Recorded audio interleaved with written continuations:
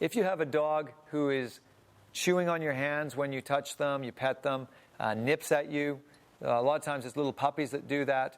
What you want to do, there's a couple ways to deal with it, is if it's a chewing issue, you can open the dog's mouth after they've done it, stick your hand in the mouth, hold the back of their head, and force your hand back into their mouth like this until they are gagging to get it out of there. And that you do that firmly enough and you hold it there for 10 or 15 seconds so the dog is very uncomfortable with that.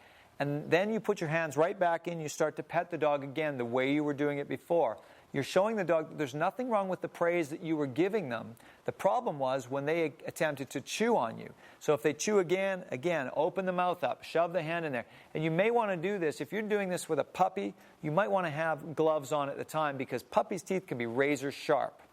Another way to deal with this is with your puppy or your dog that you've just got, have your training collar on and your line on so you can always get a hold of them so they cannot walk away. If the dog nips or grabs at your hand, you can immediately just give them a quick cuff in the snout right as soon as they do it. So I might be petting, the dog grabs me, just give a bit of a cuff, and then I go back to praising the dog and show them that my hands are not a problem.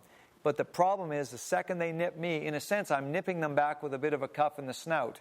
And most dogs will stop chewing on you, will stop nipping on you within a minute to 2 minutes if you've done your corrections appropriately at the level of firmness for that particular dog.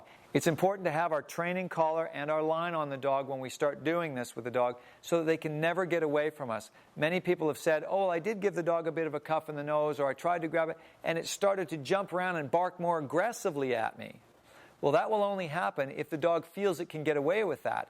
If you've got a training line on the dog and you make a correction and the dog starts to challenge you simply because the dog feels it's this dominant and your corrections are becoming more increasingly firm, it feels challenged, and they start to up the ante and to try to drive you back down into a place of submission, you must have some way to get a hold of the dog to correct them, firmly snap them for threatening you when you discipline them.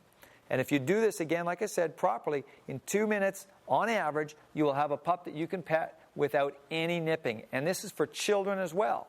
Get the kids involved in this because they are an easy target for most dogs or puppies to chew all over. Do not make your children or teach your children to be submissive to the dog.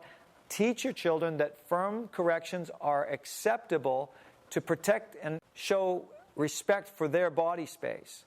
We should not be abused by our dogs, letting them climb all over us, chew on us, and so forth, especially the children. We want to show the pups and the dogs that right away the children have the right to be the ruler in that relationship.